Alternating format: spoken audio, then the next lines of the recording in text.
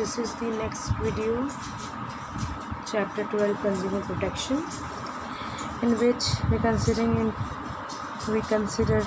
Consumer Protection Act, right, responsibility, meaning, security, relief, but not consumer awareness and importance. ये दो topic हमको नहीं consider करने हैं, अदरवाइज हमको सब लेना है। जो टॉपिक मैंने काटे हैं वो CBSE से हटा दिए हैं।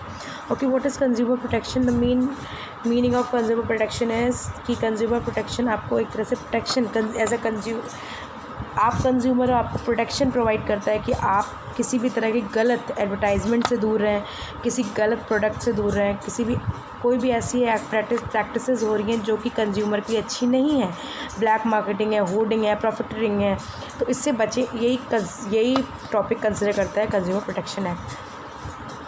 वर्ल्ड कंज्यूमर राइट डे होता है 15 मार्च को। ये हम लोग एज अ कंज्यूमर के लिए अच्छा होता है। जितने भी रिस्क फैक्टर हैं वो सारे कंज्यूमर प्रोटेक्शन के, वो सब इसी में आते हैं, सारे लॉज कंज्यूमर प्रोटेक्शन के। Okay, meaning of consumer protection refers to the act of providing adequate protection. जितना हो सके उतनी सुरक्षा प्रोवाइड करो कस्टमर को अगेंस्ट दी किस चीज़ों से बच के रहना है आपको, गलत जो भी चीज़ें हैं, यानी कि एक्सप्लॉयटेशन है, प्रॉफिटरिंग है, अनफेयर ट्रेड प्रैक्टिसेस है, इन सब से आपको बच के रहना है। यही आता है कंज्यूमर प्रोटेक्शन एक्ट में। फिर आते हैं कंज्यूमर प्रोटेक्शन एक्ट। कौन सा एक्ट होता है? देखिए, ये है consumer protection act is in 1986, जो कि आपको to protect and promote the interest of consumer through speedy and inexpensive redressal of their grievance.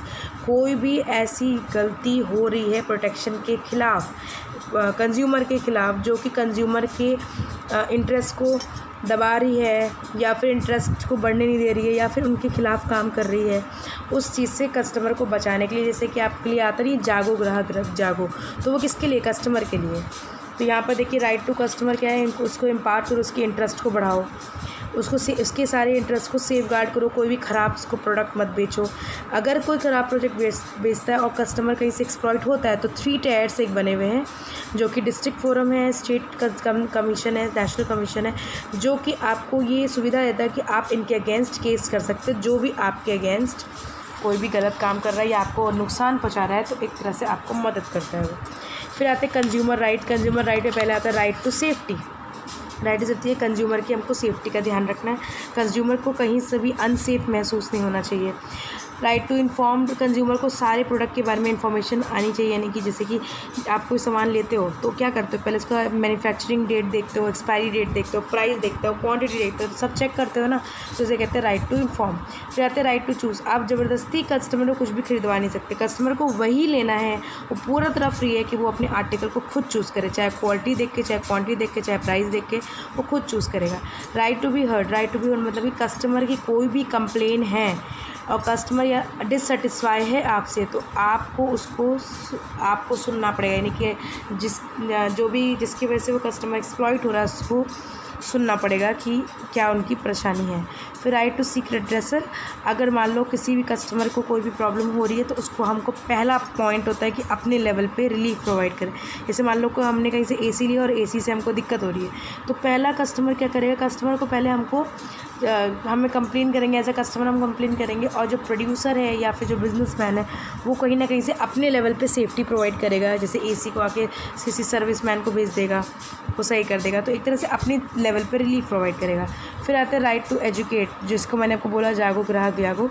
हमको ग्राहक को एजुकेट करना है कि आपको जो चीज़ आपके खिलाफ है उसके खिलाफ आपको आवाज़ उठानी है। अगर आप नहीं उठाएंगे तो लोग डर के मारे नहीं भी उठाते, तो हमको उनको अवेयर करना है कि आप उठा सकते हैं। ओके, फिर आते हैं कंज्यूमर रिस्पॉन्सिबिलिटी। कंज्यूमर की क्या रिस्पॉन्सिबिलिटी है? Consumer should have knowledge about the market. Consumer के पास हर तरह की नॉलेज होनी चाहिए मार्केट के बारे में, यानी कि मार्केट किस तरह के क्या क्या सामान बेच रहा है कस्टमर को, उस तरह की सारी नॉलेज होनी चाहिए। Customer must be quality conscious, यानी कस्टमर क्वालिटी पे ध्यान दे। क्वालिटी के लिए देखिए ये सब बने हुए, आप इनको जानते भी होंगे, FPO, ISI, हॉलमार्क, ये सब आपने सुना होगा, यानी कि इनकी प्रोडक्ट्स ही हम लोग यूज़ करते हैं, जिनको हम जानते हैं। Use of product safely, product को सेफली यूज़ करिए, यानी कि इससे आपको डैमेज नहीं हो। Customer must refer label carefully, label देखें जहाँ पर वेट, क्वांटिटी, प्राइस सबके बारे में लिखा होता है। इंस्टेड ऑफ कैश मेमो, तुरंत उससे कैश मेमो लें, यानी कि रिसीट लें कि आपने सामान लिया है। Customer should be honest, customer को ब्लैक मार्केटिंग को इन सबको सपोर्ट नहीं करना चाहिए, यानी कि आपको एक तरह से ऑनेस्ट होना चाहिए। कंज्यूमर मस्ट है फाइल ए कंप्लेन अगर आपको लग रहा है कि आपके साथ गलत हुआ है तो उसके कैसे आपको केस फाइल करना चाहिए। फॉर्म्स ऑफ कंज्यूमर ऑर्गेनाइजेशन, यानी कि जो भी फॉर्म्स है कंज्यूमर ऑर्गेनाइजेशन के, वहाँ पर आपको एक तरह सेफ गार्ड या एजुकेट करना चाहिए।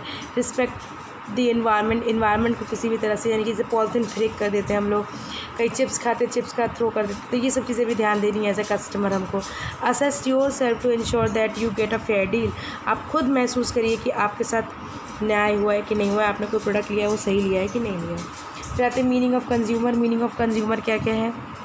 कंज्यूमर को देखो प्रोटेक्शन एक्ट के अंदर कैसे कैसे डिफाइन किया। कंज्यूमर ऑफ गुड्स, कोई इंसान कंज्यूमर कोई गुड्स ले रहा है तो उसके लिए क्या है? It include any person who buy goods for consideration in which the consideration must have paid or promise or partly paid or partly promised or under any system of deferred payment. यानी कि एक customer जो सामान ले रहा है वो क्या होगा? एक कस्टमर जो सामान लेगा वो कंसिडरेशन के बेस पे लेगा, यानी कोई ना कोई कुछ ना कुछ वो क्रेडिट, डेबिट, मनी, प्रॉमिस उसके थ्रू लेगा। तो वो पार्टली भी हो सकता है, फुल्ली भी हो सकता है, तो उसके थ्रू आपने कोई सामान लिया है। Customer of services, any person who hires or avail of any services for consideration which has been paid or promise or partly paid or promise of under any system of deferred payment. किसी से आपने service ली है, service भी कैसी है?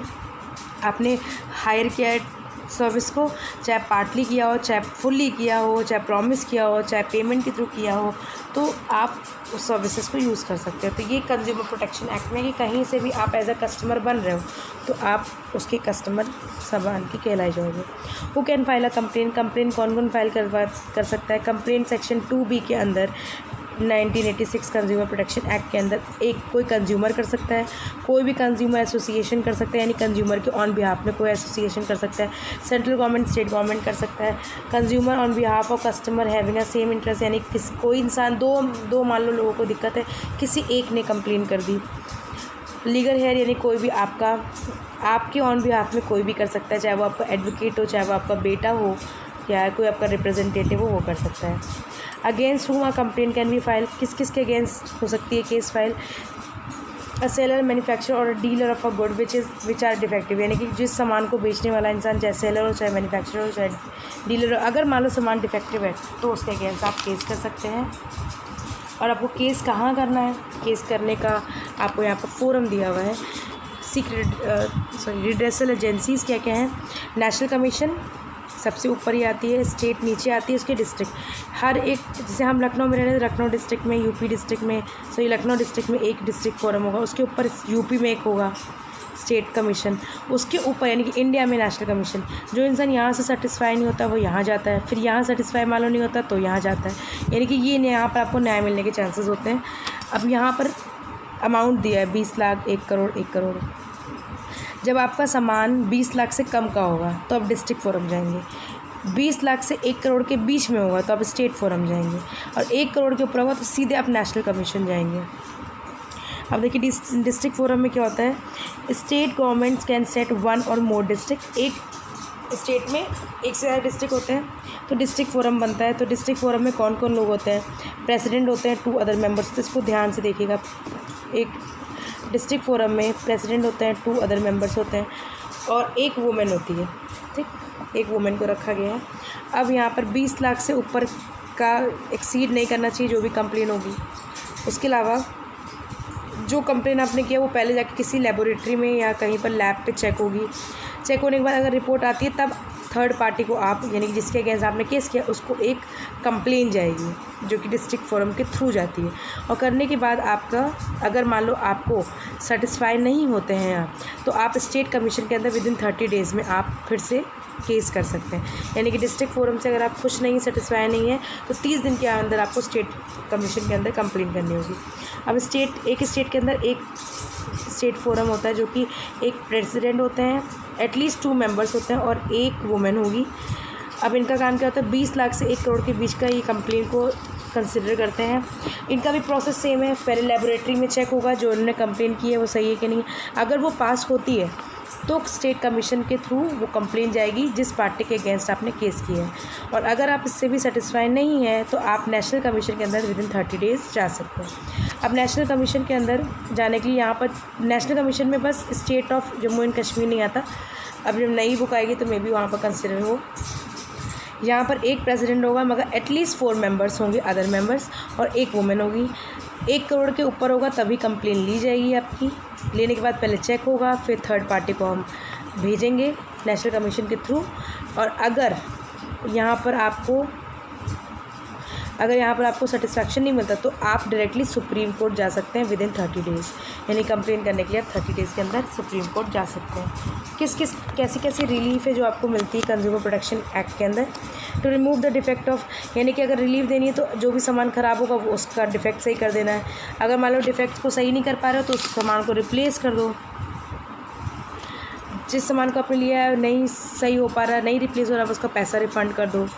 जो भी compensation है किसी इंसान को सफ़र करना पड़ा है हमारे सामान की वजह से तो उसको आप कॉम्पनसेशन दे दो। किसी भी कोई भी ऐसा पेमेंट है जो कि रुका पड़ा उसका पेमेंट आप कर दो। कोई भी ऐसा गलत सामान है जो कि आप बेच रहे हो उसको मत बेचो, या तो उसको मार्केट से ही हटा दो, उसको रिपीट मत करो। कोई ऐसा है हज़ार्डस जिसकी वजह से हज़ार होने की जिसकी वजह से कस्टमर को नुकसान हो रहा है उसको बेचो मत।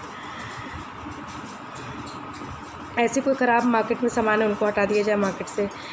अगर ऐसा कोई सामान मार्केट में है तो उसका प्रोडक्शन भी रोका जाए जिसकी वजह से प्रोडक्शन और आगे ना बढ़ सके। किसी भी डिफेक्टिव सामान आप किसी को बेच रहे हो तो आपको ये चीज़ ध्यान रखनी है कि वो कहीं पर भी आपके अगेंस्ट केस कर सकता है। और आप एप्रोप्रिएट पार्टी के अंदर जो भी आपकी पार्टी है उसको आप इजीली कॉस्ट पे कर दीजिए, कॉम्पनसेशन आप दे दीजिए, तो ये कंसिडर होता है कंज्यूमर प्रोटेक्शन एक्ट के अंदर। थैंक्स।